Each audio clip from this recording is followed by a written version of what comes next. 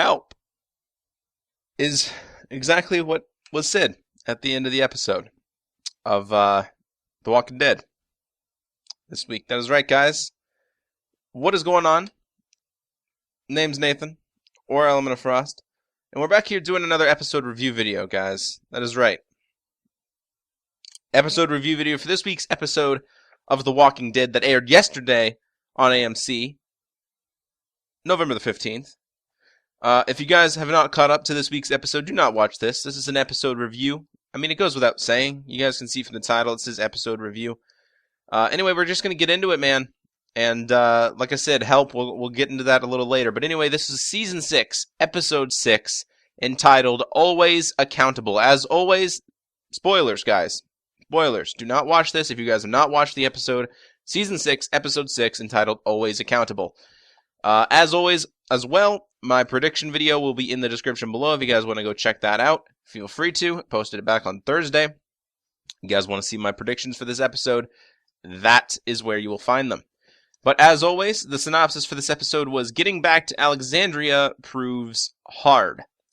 Now, this episode was centered all around Daryl, Abraham, and Sasha. No one else. No other characters. Or at least no other characters that we knew until this point. We sort of know them now. We're getting to know them. But there's some other characters that we came across, guys. And it was a pretty exciting episode, I can tell you that right now. Even though it was only 3 of the main characters from the show, Sasha, Abraham, and Daryl obviously being a pretty big one, but even though it was only 3, we didn't really get to see anything that happened back there at Alexandria, or anything to do with, like, Glenn, or, you know, anything like that whatsoever. We got to see Daryl and Abraham and Sasha and what their kind of story was from their timeline and their point of view of why the hell they didn't get back to Alexandria in time. You know, they were supposed to be back a while ago, and now we get to understand exactly why. So, Daryl, Sasha, and Abraham, at the beginning of the episode, they arrive at the 20-mile marker, set for leading the herd basically away from Alexandria. A group of gun-wielding assailants now ambushes them in cars. Now, we've seen this actually in the promo, or the sneak peek, from New Zealand last week, guys. That is right. The New Zealand promo, or sneak peek, whatever you guys want to call it. This was the New Zealand version, and this is what we actually saw. So this happened literally at the beginning of the episode. So they were starting to hit home.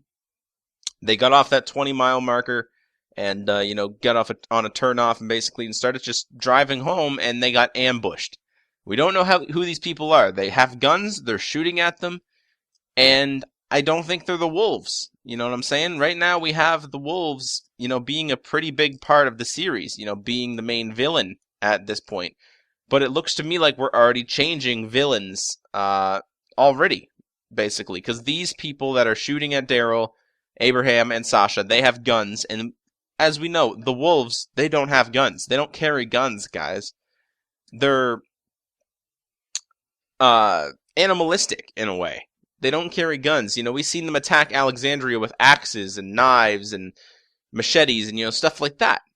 We didn't see them attack Alexandria with guns. And now they have cars and guns. It just doesn't seem right to me. So I don't really think it is the wolves. I could be completely wrong. It could be completely somebody else that I'm not even thinking of at this point. But I'm thinking we're seeing the beginning of the Saviors, guys. That is right. And if you guys do not know what the Saviors are rather, because you haven't read the comic books, guys, you are in for a fucking treat. I cannot wait until we get to see more of this in fruition, and it's going to be absolutely insane. It really, really is. Anyway, you're also going to have to excuse me. I do have a bit of a cold. I'm getting sick, so I do apologize for that. I might be sniffing a lot. Can't really blame me. It happens. Seasons are changing, and it usually always happens to me, unfortunately. It's just my luck, basically. So, anyway, Sasha and Abraham now soon crash their car and emerge from the wreckage with guns blazing. They defeat their attackers, but flee when they hear reinforcements arriving. That is right. So the people who ambushed them were not the only ones. They had reinforcements arriving, and that's what exactly happened. So, they fled, basically. They ran off. And Daryl, he had to go off on his own, which is what I already predicted in this episode. He basically got separated from Daryl. He got separated rather from Sasha and Abraham because obviously Sasha and Abraham were in the car.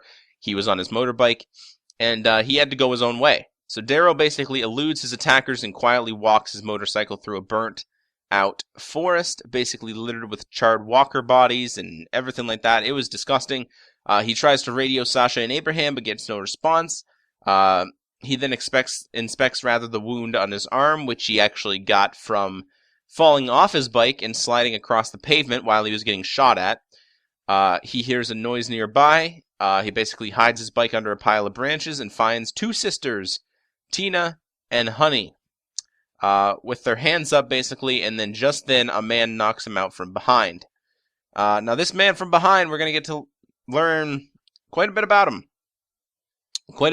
And I have a prediction on who he is. I mean, it's kind of unanimous by the end of the episode who this guy is. You know, if you guys read the comic book and everything like that, this is pretty exciting, because if this is, you know, him, we actually get to see the development of him. You know what I'm saying? Like, in the comic book, we just got thrown right into him. But in the TV show, we get to see, you know, how he kind of developed into the person he is. What weapons he uses and stuff like that. We'll get into that, though. I don't want to just spoil everything at the beginning. So let's get into more in the episode here. So as Daryl drifts in and out of consciousness now, he sees his captors basically rummage through his supplies.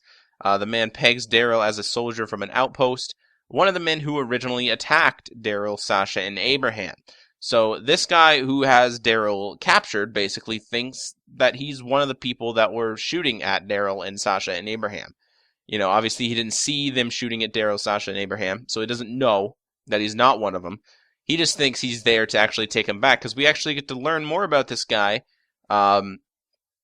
which his name is D, by the way. That's what they're calling him. His name is D, which, again, leads me to believe I still know who he is near the end of the episode. You know, he didn't get to see him getting shot at or anything, so he has no proof.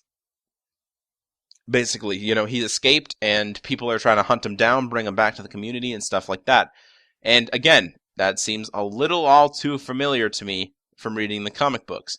Now, I'm not going to spoil everything because of the comic books and everything like that. I don't want to, because, you know, obviously you guys might get into the comic books at some point, or the graphic novels, whatever you guys want to call them.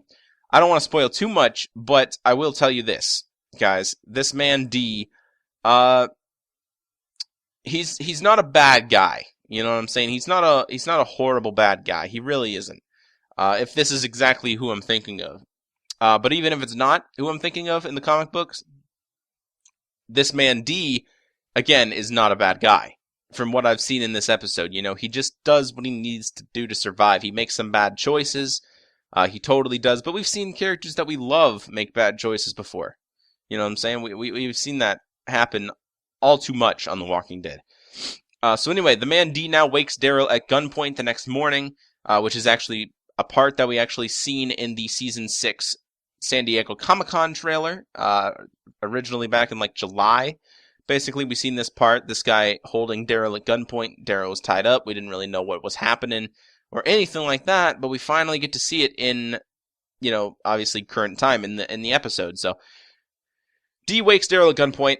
The next morning, Daryl insists basically he isn't who they think he is, but D doesn't believe him. Basically saying, you know, if you open your mouth again, I will shoot you. I will kill you. Daryl's captors now march him through the woods. D declares that they are not returning to the community they came from. He basically tells Daryl, you know, you feel you gotta kneel. Fair enough. We don't. Now, this quote from him right here, again, leads even more into the fact that I think this is the beginning of the Saviors. You feel you gotta kneel. Fair enough. We don't. Basically saying, you know, you feel that you have to surrender to this guy, and you have to do basically what you're told, when you're told, and not ask questions about it or anything like that, and just, you know, give you half your shit, most likely. And, you know, that's fair enough. You can do your thing, because they still think that Daryl is a part of that group, which obviously he's not. You know, he's a part of Rick's group. But he doesn't know that. So I completely understand Dee's point of view from this part of the episode and stuff like that. I completely get it. Don't get me wrong. I really do. Okay. So yeah, after that, they keep moving. D lays out a plan to find Patty, and then basically leave immediately, which is another person that they're trying to find. He describes how he and Honey basically burned the entire forest with walkers in it. He then explains that they joined up with a community, thinking naively, basically, that they would rebuild society together. Daryl argues that they should let him go because, I'm not who you think I am, and basically D refuses to listen to him whatsoever. They arrive at a gated parking lot full of walkers and start to panic. The man says basically, Patty, she's gone. Tina faints. Daryl grabs the duffel bag that they have and runs off into the forest. So he basically escapes in a nutshell. Safe now in the woods, Daryl again tries to radio Sasha and Abraham without luck. Unfortunately, he grabs his crossbow from the duffel bag and shoots a nearby walker. He was struggling to. The walker was getting really, really close, so I'm definitely glad he got it. Get his hands untied, stuff like that. Afterwards, he looks down at the fallen contents of the duffel bag, and he sees a cooler filled with insulin. Basically leading to Tina, one of the girls back there with D, being a diabetic. Obviously, insulin is used for, diabetes. It's pretty common knowledge. If you guys don't know that, then that's fine. You guys just might not have been taught that, but that's that. Insulin is diabetic, and if you do not have insulin, you can die. A bunch of things can happen to you. Nothing good, especially not in a zombie apocalypse where there's not medical care, close to you. You can't just go to a hospital, basically, is what I'm trying to say. So, yeah. Tina's a diabetic. That's what he learns. Daryl learns that. Meanwhile, Sasha and Abraham now basically deduce their attackers had intended to ambush someone else. I don't think they meant to attack us. I think they were trying to, get somebody else, basically. Sasha insists that Daryl will try to regroup with them, and that the best way to find a tracker is to let Daryl basically find you. You know what I'm saying? Like, Daryl's a tracker, so the best way to find a tracker is let the tracker track you, is what kind of, she's sort of using, not really reverse psychology, but in a way, you guys know what I mean. So, that would be the best way. So they actually leave, like, breadcrumb trails, basically, not literal breadcrumbs, but you guys know what I mean. Little hints every now and then, just to, a footprint every now and then, just to let Daryl know the direction they're heading in, where they might be staying, stuff like that. In a nearby town now, Sasha literally writes Dixon on the door of an office building where they are located. They go into the office building. They hide in there for a little bit. Abraham now eagerly takes out his knife to slay a walker down, but the block, rather, before they enter the office building. Sasha warns him against leaving evidence for the attackers to trace their whereabouts. Inside the building now, Sasha situates herself in an office as a walker pounds on the glass wall of an adjacent conference room. She asks Abraham if he wants to stand watch or sleep, and Abraham opts to stand watch. Abraham now tells Sasha later that he's eager to kill the walker in the conference room. She basically calls him out for being reckless, basically saying you have choices, and without walkers and bullets and, shit hitting the fan, you're accountable for them. Abraham basically shrugs her off and insists on standing watch throughout the night, and just kind of continues doing his thing. So she did call him out on it. She was struggling with life and, the loss of her brother Tyrese and, stuff like that. She was, and she finally got over it. And what she's trying to think or talk to Abraham for is that she still doesn't think that Abraham is completely over his family's death and over the fact that Eugene lied to him and stuff like that. Obviously, at one point, we were pretty positive that he wanted to die. You know what I'm saying? Back there on the road and everything when they were, when they left the church, when they left Gabriel's church and they went off to, eventually go to Washington. They didn't obviously make it because Eugene revealed his master plan was not really a master plan to begin with. But yeah, he still isn't over that, and Sasha kind of sees that. And basically is trying to call him out on it in this scene. That's what she's kind of trying to do, which I definitely did enjoy. There was a lot of, like, not physical, but, like, mental, how can you say it? Mental, sort of obstacles for them to sort of overcome in this episode. It's sort of an emotional events, stuff like that. There was a lot of those in a way. Not too many physical. There was definitely enough physical with Daryl and everything like that, but with Abraham and Sasha, they were kind of just taking it easy and trying to, sort of rebuild from the inside out for themselves, is what I kind of took their storyline as. We've seen a lot of things to do with Abraham in this episode, a lot of things that we think that he's most likely struggling with inside his head and stuff like that. And we'll get into that definitely a little later. So, anyway, that's that.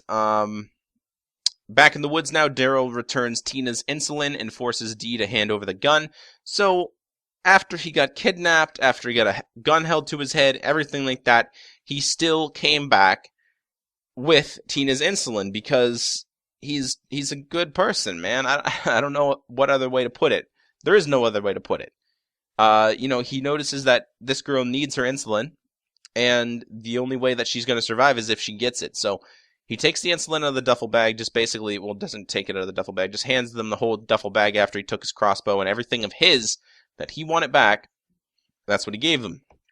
He gave them the insulin and the duffel bag and stuff like that. Basically saying, that I'm not a bad person. I'm not who you think I am. If I am, or if I was, why the hell would I come back here after you guys tried to kill me? Basically, because when he was running through the woods with the duffel bag, he was getting shot at by Dee the entire time and stuff like that. Anyway, yeah, he returns the insulin, forces Dee to hand over the gun, as well as a wooden figurine that he was carving. They're interrupted by the arrival of men in a truck.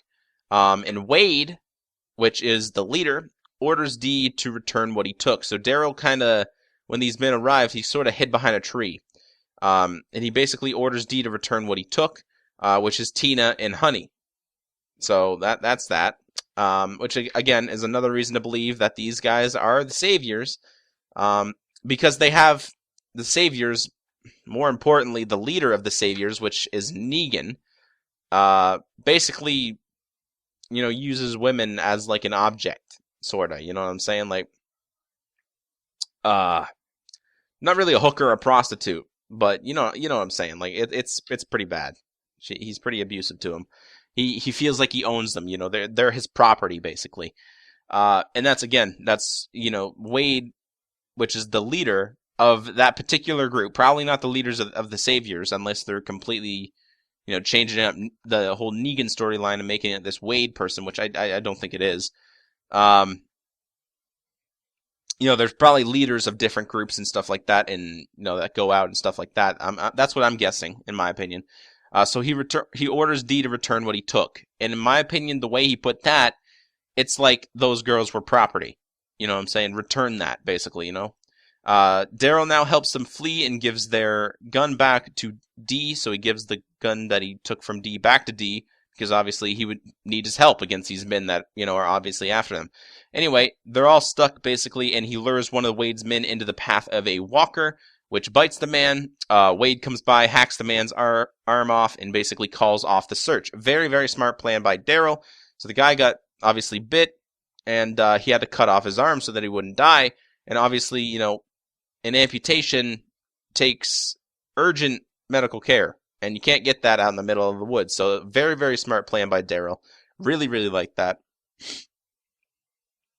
Okay, so yeah, he calls off the search. Basically, he only wanted to take this so far, Wade tells the man, or tells his men, rather, and he only wants ass that's willing. Again, keyword, he. You know what I'm saying? It's literally smacking us in the face, guys. It can't get any more closer to what we're about to fucking see. What we're about to kick the door down and see on the other side is not good, man. It's good for TV. It's good for the television, stuff like that. Really, really good for the show, and I can't wait to see it because he was kind of an icon in the comic book. One of the best villains, rather, of all time. If not the best villain, out of all graphic novels and just general fiction or anything like that, but definitely the best villain in The Walking Dead.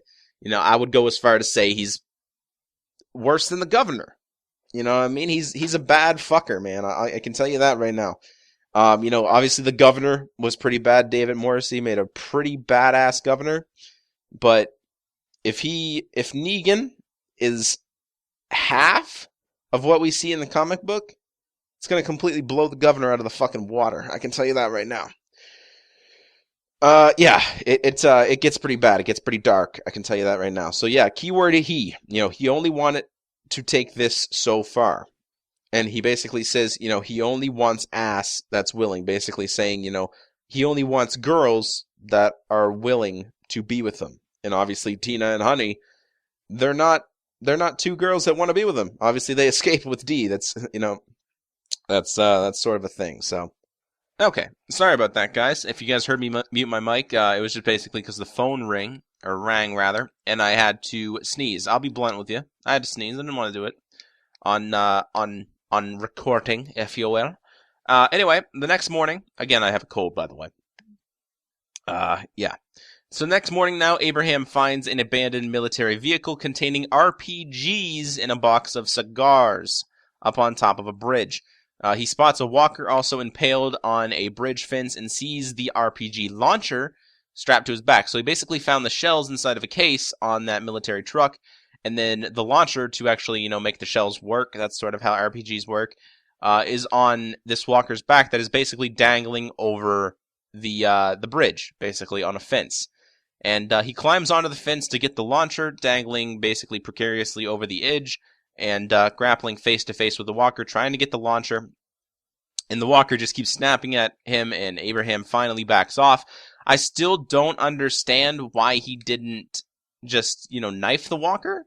I don't really understand. I get why he didn't use bullets, because, the walker had an RPG on his back, and that probably wouldn't have been the smartest idea. So I understand that. But when he was like face-to-face with this walker, struggling with it and trying to get the the RPG off the walker, I don't understand why he didn't just pull his knife out and stab the walker in the head, and then the walker obviously wouldn't be fucking biting and snapping at him and stuff like that. I didn't really understand that part, on why he couldn't do something like so simple like that. Maybe it was just out of the sheer fact that he didn't want to kill it. Maybe he wanted to avoid killing it and just get the RPG in return. I'm not too sure. I didn't really understand it too much, but basically he yells in frustration after he backs off. He yells and screams in frustration and basically returns to the Humvee to smoke a cigar. Now, as Abraham sits, he watches the impaled walker's rotted shoulder basically slide completely through the fence post. And the walker basically, he was hung through the shoulder on that gate, but obviously it's so rotten and it's so brittle, the bones and everything like that. Kind of fate took a turn, and the walker kind of slid right off the fence post. The fence post went completely through the walker's shoulder, and he fell to the ground, and leaving behind the launcher dangling by its strap. So what Abraham wanted all along was that launcher, and he didn't do anything to get it. He kind of just sat there, and it sort of came to him in a way. That's what I'm saying about fate and, stuff like that. So obviously that RPG launcher was meant to find him, if you will. No matter what the cost, whether or not he was going to get it from him, or, he just gave up on it and then sort of sat there smoking a cigar, and it just came to him. Literally, the walker fell off the post, and obviously the strap wouldn't go through the post or anything like that, so it stayed there and hung, basically. So that's that. So Abraham now brings the RPG back to the office where he was staying with Sasha, and admits to Sasha that she was right about his recklessness. He commends her for calling him out on his bullshit and declares he would like to get to know her a little better. And Sasha basically asks, what makes you think I want that? And then he replies with, a man can tell. So are they going to get together? Is that going to happen? A lot of people on Twitter are saying, like, he's going to get some chocolate, or I don't know. I'm not too hip with the references or something like that. I sound white as fuck when I say it, but yeah, that's that. Are they going to get together? I think that'd be kind of interesting to see a relationship develop between the two of them. Obviously, they already sort of have a relationship, but not a physical one or emotional one, stuff like that. They're not boyfriend and girlfriend or anything like that. But that would be interesting to see. That would be, kind of taking a break from Rosita. Not really taking a break, but, they were never really together in the first place. They were sort of just a physical connection between each other. They were never really together in the first place, I found. So Daryl's group basically now comes across a burnt and melted greenhouse. Tina recognizes the two dead people encased in melted glass inside and lays flowers at their side. The corpses now awaken and attack Tina, breaking through the glass and killing her. Daryl kills the walkers now. So Tina, she's the one that was diabetic, so he obviously came back to give her insulin and stuff like that, and then in turn it didn't really work out in the end anyway because she died. And very sloppy, man. You know what I'm saying? Like, there's not really much time for this emotional grieving, especially in the middle of a zombie apocalypse. You don't know when anything's going to happen or when something's going to take the turn for the worst. There's people that just have stupid ideas sometime, Of course she thinks those people are dead, but is there any real evidence of why they wouldn't turn into a walker? No, there's not. There really isn't. They weren't stabbed in the head or anything like that. They just died. And she thinks that just basically because, they were there for so long, that they're most likely not a walker. They're not there. They weren't awake. They weren't moving when they got there or anything like that. So one would believe, yes, they are dead. They're not going to get up and try to bite me. But you gotta be careful, man. It's a zombie apocalypse. Shit happens. You know what I'm saying? If zombies happen, anything can happen at this point. So anyway, they get up, they attack her, stuff like that, and they unfortunately kill her. Daryl kills the walkers and everything like that. Daryl and Dee now dig a grave for Tina. Daryl asks Dee how many walkers he killed, how many people he killed, and why. This is sort of a reference back to the beginning of Season 4 of The Walking Dead when they were still in the prison. This was very, very cool, and I definitely like this sort of reference or throwback to those episodes, basically saying, this was their recruitment process, in order to join their community or in order to join their group. How many walkers have you killed? And he answered with too many to count. How many people have you killed? And he answered with 0. And then why? And it's because this is exactly his quote. Well, maybe not exactly, but somewhere around it. He said, I didn't kill anybody because you don't get to come back after that. And that was a good quote, but it is so unbelievable. You know what I'm saying? It's not unbelievable in a way like, holy shit, he actually didn't kill anybody. That's literally unbelievable. It's literally unbelievable. There's no way you can go this long in this sort of an apocalypse without getting blood on your hands. It's just not going to happen. He has to have killed somebody, and obviously he's just not proud about it. He's just not proud of it, rather. And I just don't see it. I mean, I could be wrong. He might not have killed anybody, but with the hatred and everything like that towards Daryl, the very beginning of the episode, pointing a gun in his face, basically saying, I will kill you if you say anything else, blah, blah, blah, blah. Judging by that, I just don't think. I just don't think you can go through an apocalypse this long. Let's say about 2-3 years now, going on into the apocalypse. I know it's been a lot longer. It's been about 6 years since The Walking Dead started, but timeline-wise, I'm saying it's about 3, in my opinion. I could be wrong, could be more, could be less. I just don't know. But I just don't see it. I don't see how you can go through this long in an apocalypse, in this zombie apocalypse, in a walker apocalypse, if you will, without getting blood on your hands. And I'm not just talking about walkers, I'm talking about humans. More specifically humans. Walkers are irrelevant at this point. I just don't see it happening. Whether or not it's, whether or not you kill somebody because it's defense, or whether or not you're raiding somebody for their supplies, I just don't see it happening. I don't see you getting through this long without killing anybody. I just don't see it. So anyway, after that now, Daryl now brings Dee and Honey to his motorcycle. So Honey obviously being the last girl alive.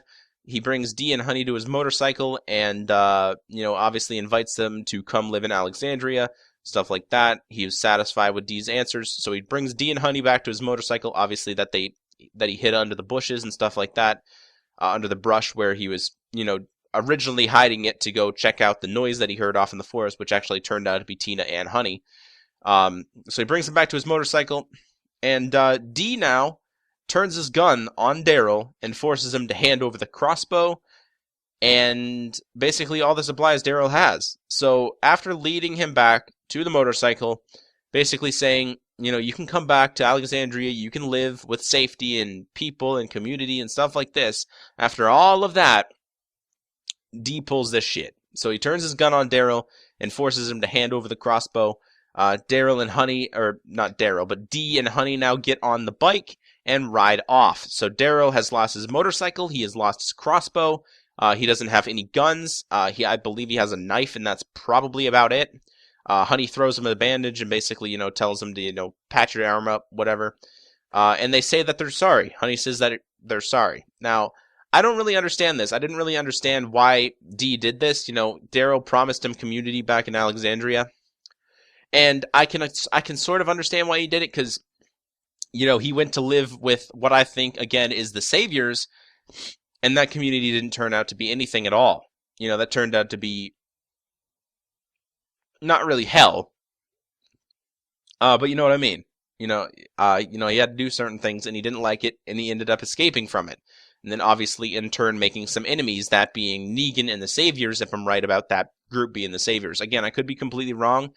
I don't really see it being anybody else at this point. Again, I don't think it's the Wolves. I think we've seen the last of the Wolves, at least for now. Or we're going to see more Wolves maybe next episode. I just don't know. I don't have a prediction for that or anything like that. But we're already switching main characters, or main villains, rather, from the Wolves, I believe, to the Saviors. Now, if I'm wrong, I'm wrong. That's just how it is. But if I'm right, I'm right. And if I'm right, it's going to get dark. Guys, it's going to get really dark really quick, and I cannot wait for it, and hopefully you guys can, or hopefully you can not as well. And I don't know where I was going with that. But anyway, so yeah, they ride off on the motorcycle, which again leads me to believe, guys, that this D, if you guys think about it, in the comic books, there's a character that is part of the Saviors named Dwight. If you guys don't know who he is, look it up in the comic books, read the comic books, stuff like that. But he's a part of the Saviors, and he's a part of Negan's group. Now, in the TV show, there's nothing wrong with his face whatsoever, as of right now. But in the comic book, guys, Dwight has half of his face burnt off. That's what Negan likes doing to people that disobeys him. And this is, again, why I think this is Dwight. His name starts with a D. Obviously, his full name's not D. Nobody's going to name their son D. It's just not going to happen. Could be wrong, that's a pretty fucking weird name, but I don't know. D, as in Dwight. For starters, he disobeyed Negan and the Saviors by obviously taking Tina and Honey, escaping, stuff like that. He disobeyed them, so what I'm thinking is he finally eventually gets captured again and gets half of his face burnt off. Now, in the comic book, Dwight is a man that uses a crossbow. Guys, a crossbow. He has a leather jacket, stuff like this. This all seems too similar to the character Daryl. Now, whether or not that means, Daryl biting the dust or anything like that, we just don't know. That's too soon to predict or anything like that. But Dwight uses a crossbow, and he has his face burn off. He's done some stuff to piss off Negan and the Saviors and stuff like that. Obviously that Wade guy referring back to, he only wanted to take this so far. He only wants ass that's willing, stuff like that. Keyword he. You know what I'm saying? Keyword he. He's referring to somebody else. He's referring to a higher person in the group than he is. Than Wade is. And that's why it leads me to believe this is Negan. And this D guy is actually going to turn out to be Dwight.